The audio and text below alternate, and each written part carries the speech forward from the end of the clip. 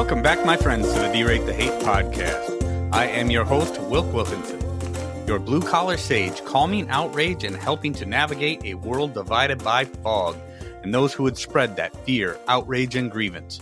Each week, I'm sharing stories from my path and using the power of conversation and collaboration with my many great guests.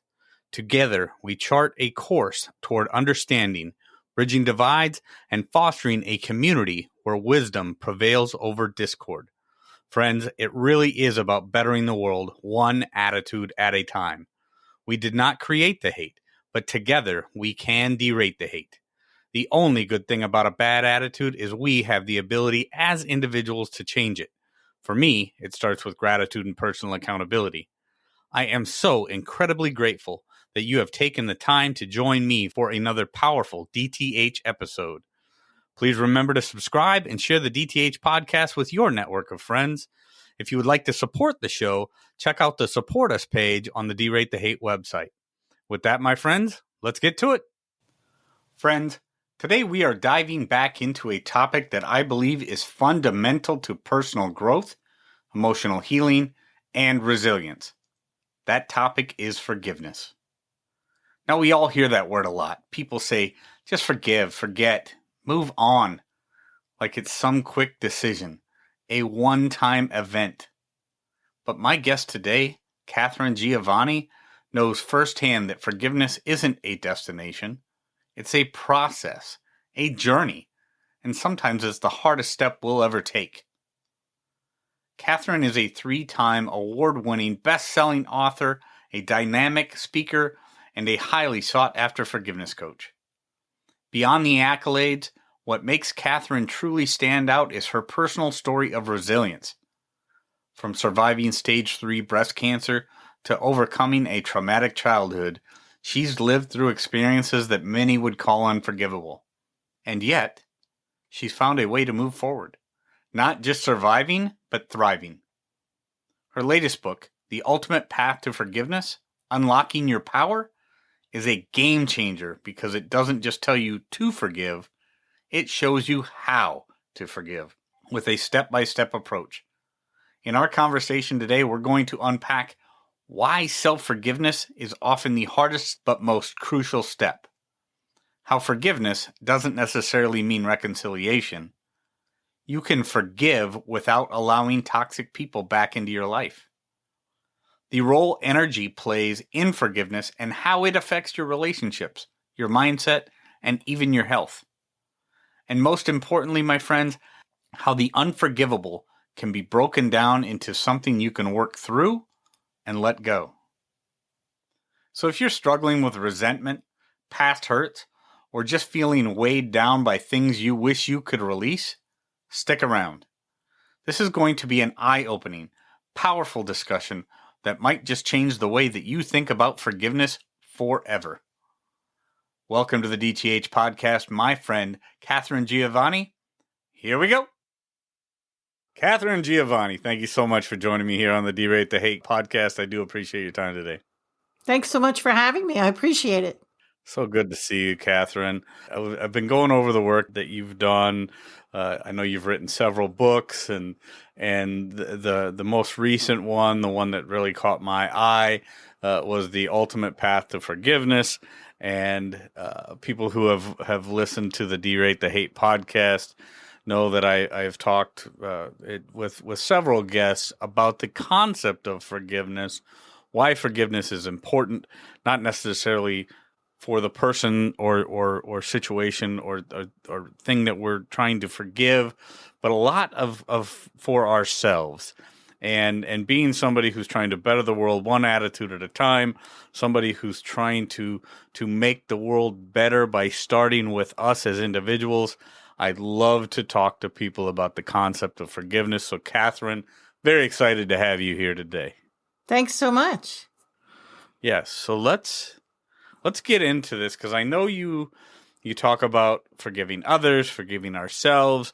You have a method, a step-by-step method for how we can forgive. So let's start first by telling me what first sparked your interest in forgiveness? What was it? Was it something that you were trying to forgive somebody else for, or what was the magic behind the concept of forgiveness that got you started? Well, everybody teaches us to forgive. Ministers, pastors, your parents, your teachers. Nobody teaches you how. Nobody. And what if you don't want to? What if it's unforgivable? Then what do you do? So I call myself a forgiveness coach, which probably implies that to be a forgiveness coach, you probably know a lot of its opposites. So a lot of water under my bridge, a lot of negativity and bad self-talk. I tried to commit suicide in the 8th grade. I was bullied, massively bullied when I was a kid. And my parents were very pickled, meaning they were alcoholics. I kind of bumbled through life until my mother fell down a flight of stairs, broke her hip, and ended up in the hospital. And even my mother couldn't get a gin and tonic in the hospital. So she dried out. And we became closer than sisters. We were tight. We forgave each other. We did everything with each other. It was beautiful. And she died of breast cancer. Oh. And I tell people all the time, you don't know a flashpoint when you're going through it, but if you look back in your life, every single one of us can pick out that one time when you kind of decided to change. And that was my flashpoint. And I knew that if I didn't change, I was going to die too. I knew it. So it was the only New Year's resolution I actually ever kept. I've been sober for 35 years now. And when you get sober, you have to make amends and do a 4th step and all these things. Now, I was very, very shy. Now, I'm an extroverted introvert now, but back then, painfully shy. And this was never mind what year it was. And we didn't have texting. If I could text them, brilliant. But we didn't have texting. You had to call these people. And you knew if you called them, they were going to yell at you. Yeah, no, I was having none of it. So I just kind of brushed it off and I started to forgive people because I knew I was angry. So you have to do something. So I just kind of paid it lip service because nobody teaches you how to forgive. So you just kind of say the words. And half the time you don't believe it. I forgive you, you old son of, you really don't mean it. Right. But It started to make me feel better. So I am a concierge trainer. I retired in 2020, but I taught customer service and concierge for 100 years. And the thing about that is I can teach you all the beautiful words to say. I can teach you how to dress, how to walk. But if you're angry, it's going to bleed through your body language, whether you wanted to or not. And you're not going to be able to stop it unless you're George Clooney who can act. Sure. So I started to teach forgiveness in my workshops. And in 2020, I finally figured out the special sauce and came up with a 7-step system of helping people forgive, including the unforgivable. But a few things, just because I forgive you doesn't mean I want a relationship with you. I probably don't. That's right. Katharine, that I think is probably one of the things that comes up most when I talk to people about forgiveness. They're like, how do I forgive somebody? I mean, I could never spend time with this person, or I could never really be part of this person's life after what they did to me. You don't have to. Listen, you don't have to. And that's one of the things that people often get confused about, right? Is they're like, I had a conversation years ago on the podcast here with a guy named Chris Singleton. And Chris Singleton, just a phenomenal man, phenomenal individual, whose mother was killed in the Mother Emanuel Church shooting in Charleston years ago by a white supremacist. That's awful. And he said to me, and this is when one of the first times I've ever talked to anybody really about forgiveness, especially on that level. And one of the things that Chris talked about was I had to forgive my mother's murderer. Yeah. I had to do it for myself, not because I want to spend time with him. I don't even know what prison he's in now. And I hope he never gets out. But I had to forgive him for me. So right. A lot of people confuse the concept of forgiveness with then being able to, like you said, maybe have a relationship with that person. Talk a little bit about that, because I think that's where a lot of people get hung up. Just because I forgive you doesn't mean I'm giving you a pass. It doesn't mean that you were right. It doesn't mean that I'm finally giving in and saying you were right and I'm wrong. It doesn't mean I want a relationship with you. You probably have amends to make, and I still don't want a relationship with you. I have boundaries. The formal definition for me simply means I want you out of my head. That's it. I want you out of my head. I want to stop thinking about you. If I go into a bakery and I smell chocolate chip cookies, I don't want to get triggered because I'm going to think about my mother. I want you out of my head so my brain can pay attention to other things. So on a 10 scale, with 10 being unforgivable dumpster fire and 1 being the easiest person in the world to forgive, 10 out of 10 people listening and watching to this broadcast are thinking of their number 10 person. That's why nobody wants to forgive, because their knee-jerk reaction is to go to that unforgivable, horrible, life-changing moment. So in my world, there are a few things. First of all, you don't have to reach out to these people. You don't even have to tell them you're forgiving. You do it in the privacy of your own home, all by yourself. That being said, you can forgive dead people too, because where they are or are not doesn't matter. If they're alive and well in your head, we can forgive it.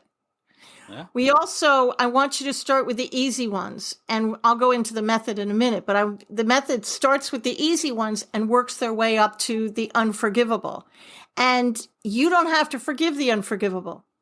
You don't. I'm the only one that'll say that. Why? Because there are a lot of people, places, and things, and I did say places and things, that you can forgive before you even get to that dumpster fire. Sure. And while you're forgiving all the easy ones, you're going to start to feel better. You save those for last. And I have a method to forgive the unforgivable, but they're a bear. I mean, they're a bear. I want to get there because many of us, you know, in our pre-show conversation, Katharine, we talked about a number of things, and it's amazing how we get so hung up on either, you know, where we're at or where that person is or one of the things. But one of the things that always comes up, and I think about when I think about interacting with other people or trying to forgive other people or trying to whatever, I try to put myself in a position where I can think about the circumstances where this person has been, what they have seen, what they have done, what storm they are going through. And people on this podcast or that listen to this podcast will know one of the things that I talk about often is we don't ever know what somebody else is going through. We don't know the storm that they're in, the storm that they just came out of, the storm that they're fixing to head into. So one of the things that I always say is your default position needs to just be to be kind, and whatever that person, this is a more simplified thing, and to go to the simple ideas before we get to the big ideas, you know what? If somebody is rude to you today, don't let that eat you up for the rest of the day. You don't know what that person has gone through. Forgive them. They're a level 1 person. I would call that a level 1. Forgive them. You could toss that easily. Yeah, get rid of that, right? Yeah, just walk through, because they may be having a bad day, and you know what? It doesn't need to make your day bad. I say smiles and bad moods are contagious. Don't let it be contagious, right? Don't let it be contagious. Don't let that person ruin your day. Forgive it, move on, walk to the next one. Well, that's part of the system. I'm going to ask you to sit down and write a list of all the people you think you need to forgive. And you're going to put the ones that you're most angry at the top of the list, because that's what happens. But there's no judgment here. I want you to write as many people as comes into your head. And if a name comes into your head and you don't remember it, write it down anyways. And then I want you to rate them from 1 to 10. Now, you could have 20 number 5s. I don't care. You could skip a number. I really don't care. But what I care about is I want you to start with the ones and work your way up. And it's a very simple mantra. And the whole secret sauce to the whole thing is energy. The reason, I get people all the time that say, I did do the work. I did forgive them. Yeah, but it's still triggering you, isn't it? The smell of a chocolate chip cookie, and you remember and you get triggered. Or you see your ex-business partner's name on Facebook and it takes you 3 days to people to peel you off the ceiling because the memories all come flying back. That's energy. Einstein clearly, there's a whole chapter on science if nobody believes me, but Einstein clearly proved energy is neither created nor destroyed. It just transforms from one thing to another. So when we get angry, everybody thinks it leaves your mouth and dissipates in the universe. And most people don't even think that far. They're just angry. Well, it doesn't. It hangs in your energy field until you clear it. And everything on our planet has energy. This little snowball, microphone has energy around it. So the only reason things are still triggering is because you didn't clear the energy. So my mantra, I'm a very simple soul, and you don't have to burn incense unless you really like incense. You don't have to hold crystals unless that's your thing. Go for it. But, we'll use Martha as an example. I completely forgive Martha. I forgive the energy around Martha. I forgive myself. I forgive the energy around myself. I forgive the energy around the whole thing. Amen. And so it is. Beat it. I don't care how you end it, any way you like. And what it is forgiveness is an onion, and you're going to clear that first layer. And that number one person, check in with your body. Is it still a 1, or are you good? If you're good, cross it off. This happened to a friend of mine. Her number 1 bumped up to a 6. Ooh, why'd that happen? Because she just cleared the first layer of the onion, and her brain, a brilliant tool, said, ooh, she's ready. I'm going to open up that back closet in her brain, and I'm going to flood her with memories she doesn't remember. And now you have another list to write. But I want you to keep going person by person and only do 10 people and do it before bed. But I want you until you get to those unforgivables. And you can forgive the unforgivables. You can. Because let's take one of my own memories. Let's take the bully in school when I was a kid. So I wasn't ready to forgive the bully. I wasn't even ready to forgive the energy around the bully. That's how angry I was. And I'm talking about I'm in my 60s now, but I was talking about a 50-something-year-old person thinking about something that happened in 1970, never mind what year it was. I mean, come on, it's crazy. I mean, we're talking, why am I sitting here being grumpy about something that happened when I was a kid in 8th grade? Come on. But I was. It's like a movie playing in the back of your head that you don't even know is there. You turn it off if you knew it was there, but you don't know it's there until you're triggered. And then you're angry again.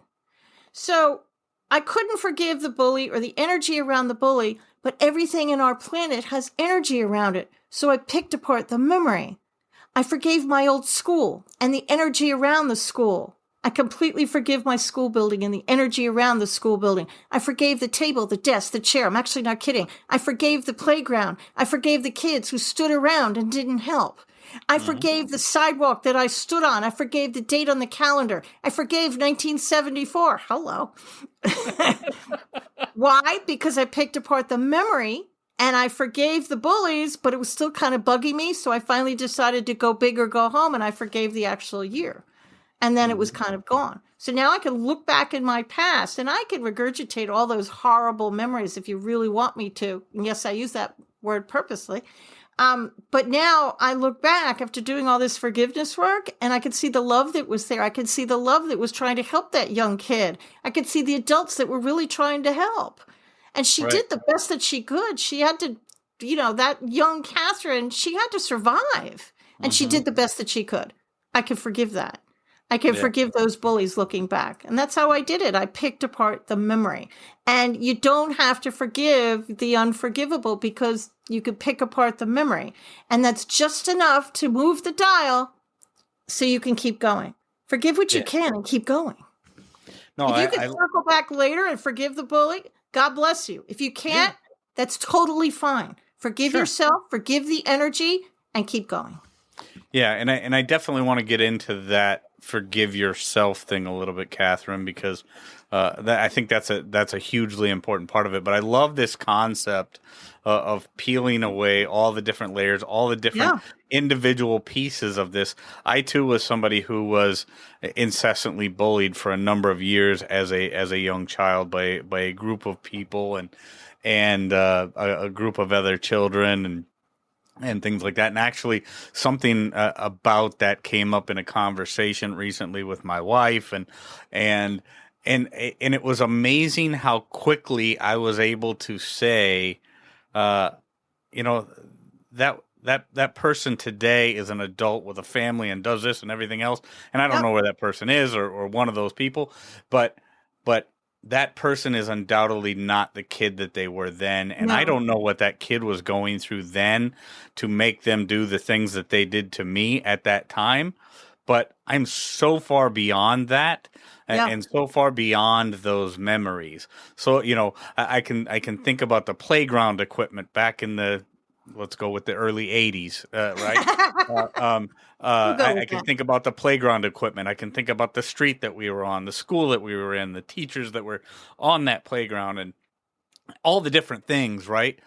But as I worked through the things, the way that you have worked through the things, you learn to, whether you want to call it emotional intelligence or forgiveness of different elements of the situation at the time, and being able to work your way through piece by piece, and you slowly get rid of those things. That's But I peace. will, yeah, you slowly get rid of those things. And maybe at some point, like you said, you can actually forgive that person. But Maybe. I know for me, that person that was then no longer exists today, because so many things. Right. And one of the tools that I use, Catherine, is the fact, and this is where I want to segue into the personal forgiveness, is thinking about all the things that have happened to me over the course of my life, and the things that I did as a result of that, and then all the ugliness that was associated with different stages in my life. But I am an entirely different person today than I was back in the early 80s, late 70s, early 80s, whatever you want to, wherever or how far you want to go with it. But being able to forgive a lot for me, and being able to forgive others, started with being able to forgive myself because of all of the ugly things and the situations. I think it takes a lot of courage. I think it takes a lot of strength. But ultimately, it comes down to just having the emotional intelligence, the wisdom to forgive ourselves for things that are no longer there. You talked about energy, and where thoughts go, energy flows. And as we allow our thoughts to overtake us, that will take the energy. We can use our energy for good, or we can use it for ugly. And if we That's don't true. allow our thoughts to, the only way we can, it's kind of a circle, right? I mean, our energy flows in that direction, then our thoughts. And so talk a little about forgiving ourselves, and why it is so important to forgive ourselves, in the whole concept of forgiveness in a grander scale. This is the first book of 3. And the second book, which I'm actually writing right now, is about forgiving yourself. That's how big it is. I'm devoting an entire book to it. But you've forgiven. There's this sentence that everybody bandies around: forgive and forget. I'm from New York. I'm never forgetting. That's right. We That's won't. right. It's not going to happen. But what I can promise is, you've forgiven when there's no emotional charge. You can go on Facebook or some social media, see their name, and you won't freaking care. You won't Yep. think good. You won't think bad. And it's going to shock you. You're going to sit there and say, wait a minute. Last time it took me a week to get off the ceiling. I don't care. I'm not triggered. That's how you know you're free. You're absolutely free. But what if you are your own number 10? You write your list of, 10 people, and you're the unforgivable one. You've got guilt, massive amounts of guilt for this or that or the next thing. Well, I want you to pick it apart just like you would anything else. First of all, how is that affecting you? There's another saying. People say anger is toxic. Okay, how? There was a study done, in the interest of time, I'll say it real quick. There was a study done called the Japanese water study. And if you Google that, you'll see it right online. Mm-hmm. And what the guy did is he got several containers of water, and he talked to one container of water and just said beautiful, loving things. That's all he did, just spoke to it. The other container of water, he spoke hate to, the most hateful things you could say. He then froze the water and he put it under a microscope. The water he spoke love to had these beautiful formations. The water he spoke hate to had malformations, this black and brown kind of feeding into itself.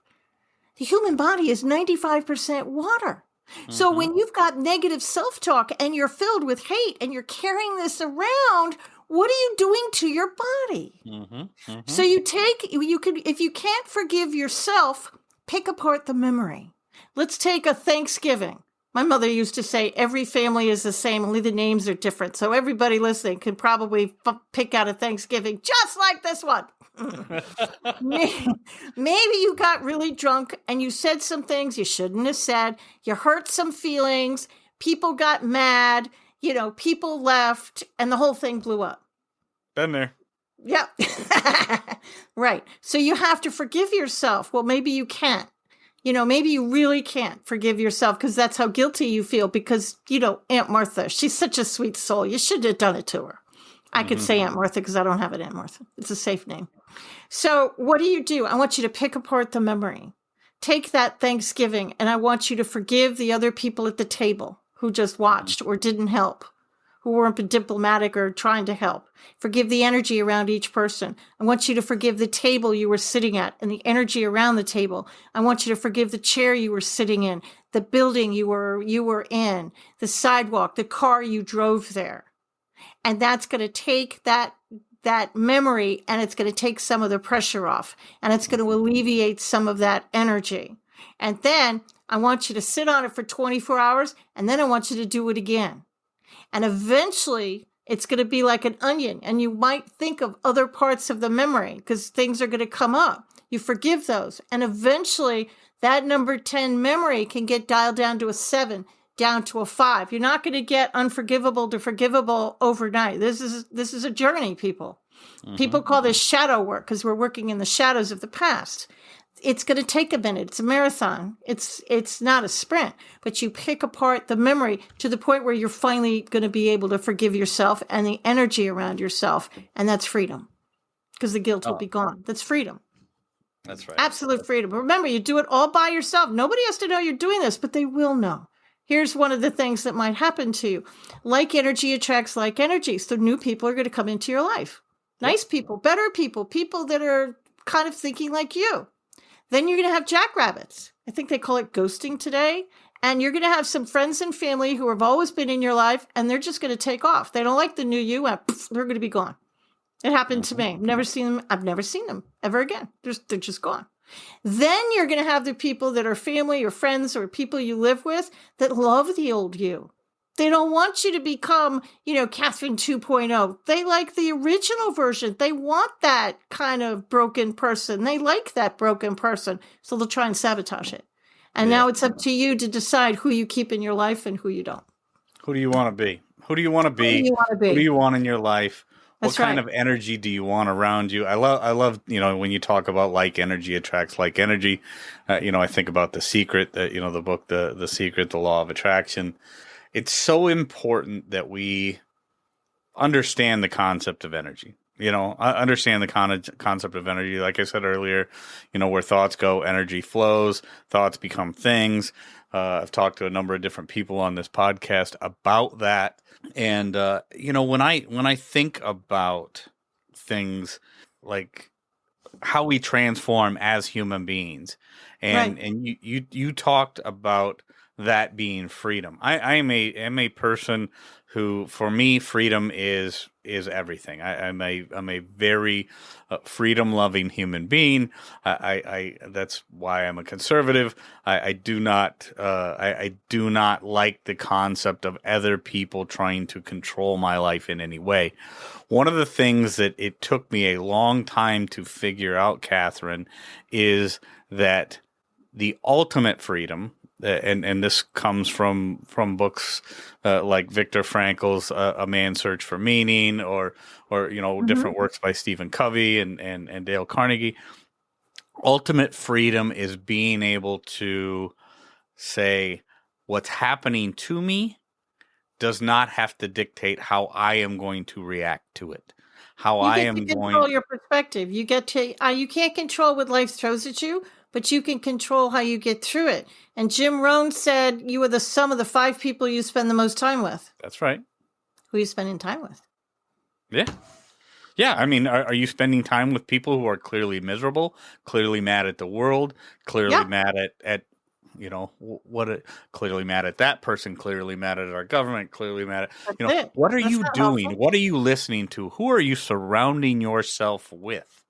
Are You you know, saying you're one surrounding yourself with these energy vampires and you can hear this sucking sound when you're around them? And after you leave, you're exhausted. But you've had a perfectly decent day, but you're around these people and you get into your car and you're really tired. That's because they literally sucked your soul out. And right, you're right. exhausted. That is right. But the ultimate freedom, and I love it when you talked about this, Catherine. The ultimate freedom is being able to say, I, I forgive myself. Yes. I am going to be in charge of how this, whether it be the smell of chocolate chip cookies, or I can think of so many things over the course of my life, whether it be the smell of French fries from a particular restaurant, and that restaurant's long gone now, but something happened in that restaurant, and I'll occasionally be driving down the road, and all of a sudden I'll be like, wow, what is it? I smelled it again, Yeah, or that's a memory. or a song will come on the radio, and I know exactly when that song actually had meaning for me, or those different things.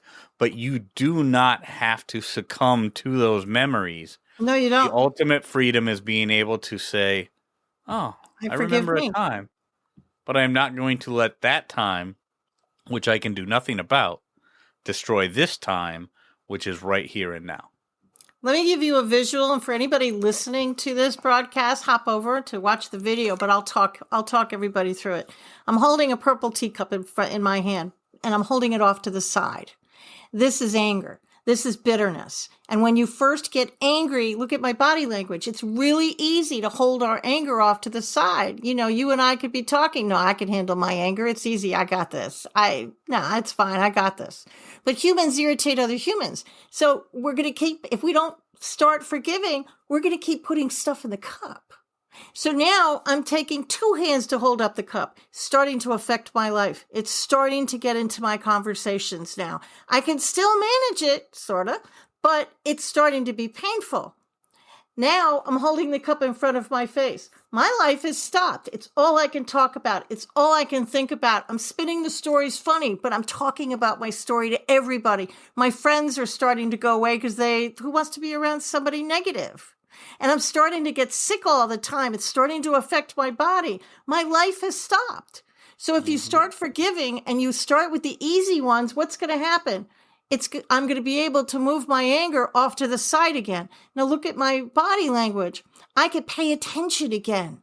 I could see a money-making opportunity. Why didn't I see it yesterday? Because anger was all I could see, and it was acting like a shield. And now, as I continue to forgive, well, now I've put my cup down. Now both my hands are free. My body language is open. I can see my dream significant other. I could see a new job, a new house. I could see my dream life. This is your birthright. You're not meant to be miserable. Happiness and joy is our birthright. And forgiveness will get us there. Now, I had a gentleman say to me once, I have made a lot of money on my story of anger. And I've gotten very far of life, and I've done very well for myself. Okay, let's talk about that. Just because, right? Okay. There are two trains, both going to the same destination. One's an express, the other one is a local.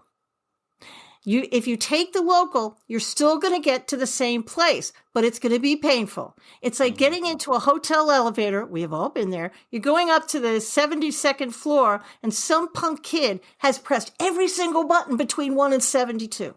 And you have to stop at every single floor and deal with the people that come on and off. And by the time you're up there, you're a bloody mess. Wouldn't you rather take the express? Forgiveness and love will get you twice as far and twice as fast. You can get there the other way. God bless you. Good luck. Go with God. But I'd rather take the express. Yeah.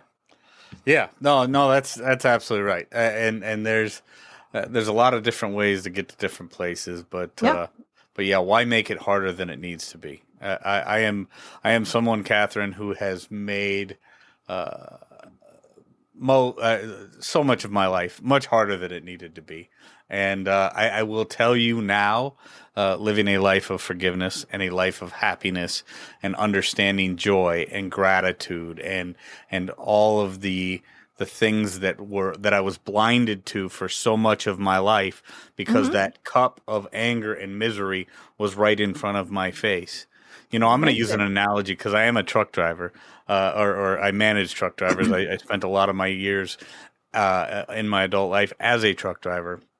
But everybody can relate to this. Anybody who drives, and you maybe don't even need to drive, but you'll understand the analogy.